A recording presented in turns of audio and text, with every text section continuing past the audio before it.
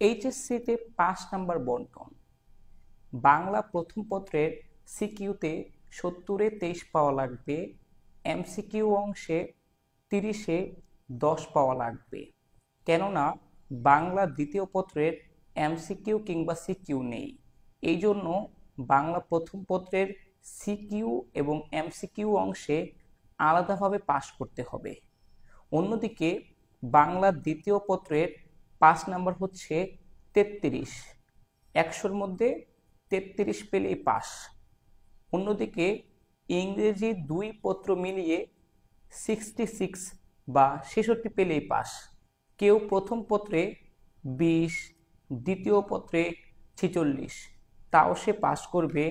কিংবা কোনো শিক্ষার্থী প্রথম পত্রে 50, দ্বিতীয় পত্রে 16, সেও পাস করবে, কারণ 2 পত্র মিলিয়ে 66 পেলেই তাকে পাস হিসাবে গণ্য করা হয়।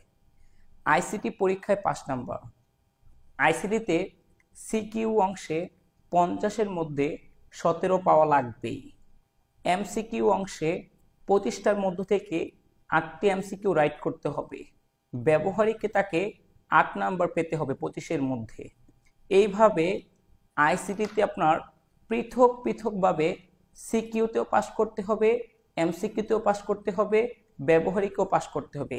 যদি কোনো শিক্ষার্থী সিকিউতে 50-এ 50, এমসিকিউতে 25-এ 25, কিন্তু ব্যবহারিকে সে 25-এর মধ্যে 7 পেয়েছে কিংবা 25-এর মধ্যে 0 পেয়েছে, তখন তাকে ফেল বলে গণ্য করা হবে, কারণ পৃথক অংশে পাস করা লাগবেই। অন্যান্য বিষয় যেমন হিসাব বিজ্ঞান 2 পত্র মিলিয়ে 5 নাম্বার নির্ধারণ করা হয়। সিকিউ মিলিয়ে পাস, এমসিকিউ মিলিয়ে পাস। এদিকে দেখুন যে সিকিউ অংশে কোনো শিক্ষার্থী 2টা মিলিয়ে তাকে কত পেতে হবে? 46। যদি কোনো শিক্ষার্থী প্রথম পত্রে খারাপ করে বসে যে মাত্র 10 পেয়েছে, কিন্তু দ্বিতীয় পত্র পেয়েছে 40, তাহলে 2টা মিলিয়ে হচ্ছে 50, তখন তাকে পাস হিসেবে গণ্য করা হবে। আবার প্রথম পত্রে এমসিকিউ 5টা হয়েছে, দ্বিতীয় পত্রে এমসিকিউ 15টা হয়েছে, তাও সে পাস হিসেবে গণ্য হবে। এটা হচ্ছে 2 পত্রে সিকিউ মিলিয়ে পাস, 2 পত্রে এমসিকিউ মিলিয়ে পাস, এটাকে বলা হয় পৃথক পৃথকভাবে পাস। এরপরে আসি যারা সায়েন্সের, যাদের ব্যবহারিক রয়েছে, তাদের 2 পত্র মিলিয়ে সিকিউতে 100-তে পরীক্ষা হয় 50-50, তাকে 34 পেতে হবে। এমসিকিউ অংশে 50-এর মধ্যে 16 পাওয়া লাগবে, 8 করে। ব্যবহারিক 8 বলতে কেউ যদি প্রথম পত্রে 5 পায়, দ্বিতীয় পত্রের 11টা এমসিকিউ হয়, তাও সে পাস।